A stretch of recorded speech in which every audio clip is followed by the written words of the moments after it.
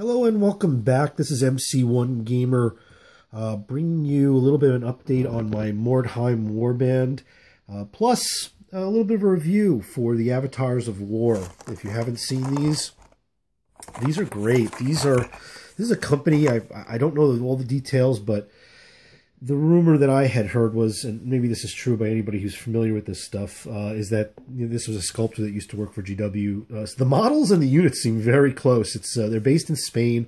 Apparently, they have a game that is an arena deathmatch, and then they're building out a Warhammer Fantasy-like rule set that's right now. It's evolving so much that it's very hard to do so, but it's being translated from Spanish into English. But it's not finalized, not released. They'd only have, I think, maybe a couple of armies. But they have a lot of these characters that were for the Arena Deathmatch, and they're just about every race that is a Warhammer Fantasy race. And some of the sculpts are just amazing. So they give you a lot of great options. Look at that one. This is going to be for my Dwarven Warband, and I need a couple of Slayers. And although I like the new Slayer, the plastic Slayer from GW, he's kind of flimsy with his little leg just sticking on a rock, a statue, and I wanted something different. And this just looked amazing, and I just thought that for the price too, it was phenomenal. I got these from Miniature Market. I got it within a couple of days, and they just look great. So I'm just going to do a quick review. I'm going to be adding these to be my 2 Troll Slayers, and then we'll see how they turn out. We've got some bits that we can use that will allow for some variants. Like, for instance, this guy could be, this is the what is it called? He's the Senior Berserker. So he's the Berserker Lord, okay? And I just think that that's a gorgeous sculpt. He's sitting there with his, he's got one leg on some kind of a dead, vanquished foe. I think that might be an orc head. That's very apropos. And he's just kind of leaning on his axe, and you have more than one headpiece. I'm not sure what this piece is here.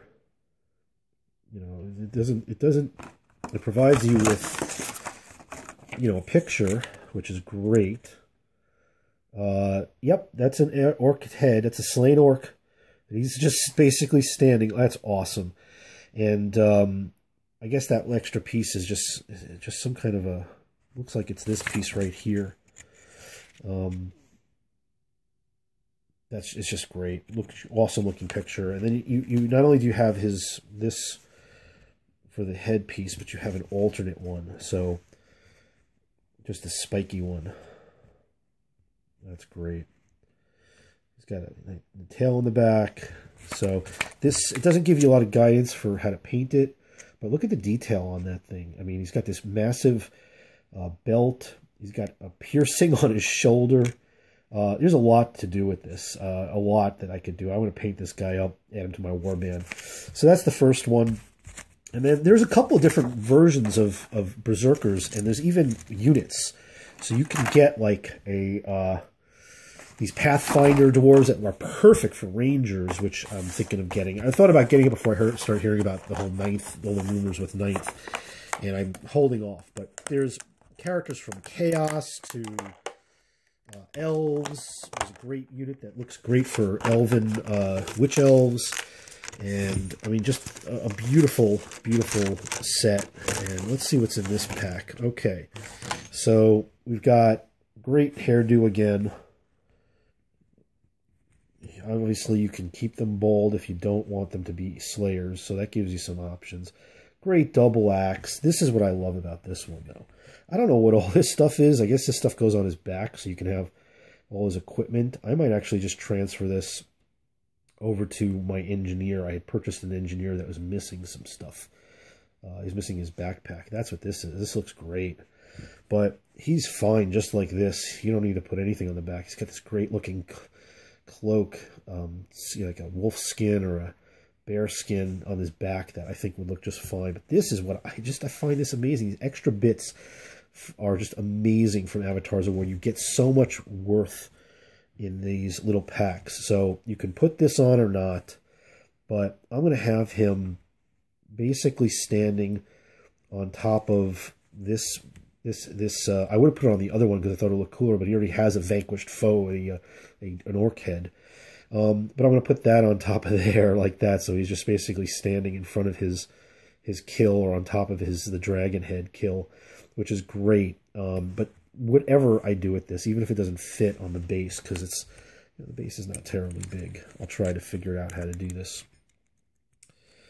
But it just looks so cool. And to get those extra pieces, you get so much. I mean, you get a lot for the in the plastic kits from GW, but you know, they're plastic, and if you like metal and you like, I think these sculpts are just phenomenal. Look at the detail. All right, let's see what the picture looks like. So that's what he does have. That's a whole backpack thing going on there. Looks like it's like a banner thing with some stuff hanging from it. So I'll figure out something to do with that. But he's got those double axes, and this is Boar Dragonbane. So yeah, you can see that some of it's in Spanish. So I've looked at some of the rules for these guys. They're phenomenal.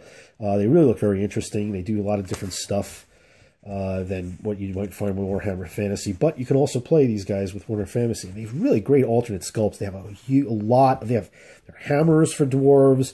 There are thunderers. Just great alternate sculpts, and they're in plastic. And these individual guys are in metal. So great stuff. Take a look at Avatars of War and the game. The large battle game is called War Throne. If Ninth turns out to be just a complete crash and burn, that may be one of the things that we talk about. Just seeing what alternative game systems to take a look at. I might do a video just on that, because I know a lot of people talking about Flames of War and a lot of other stuff. But hey, these guys look great, and I think they're just trying to keep themselves going with funding and whatnot, and get off the ground. Might be a good opportunity if Ninth turns out to be just a bubble fiasco. Hoping it won't. Trying to keep optimistic, trying to keep positive, and just chugging along. But in the meantime, Mordheim is where I am, where I'm at, and Mordheim is what I'm doing. And I'll play some fantasy battles, as you guys have already seen. But when I field these guys, these will be my Slayers, and the Slayers have leveled up. So I need an appropriately cool model for these. Maybe I'll put this on this guy's head.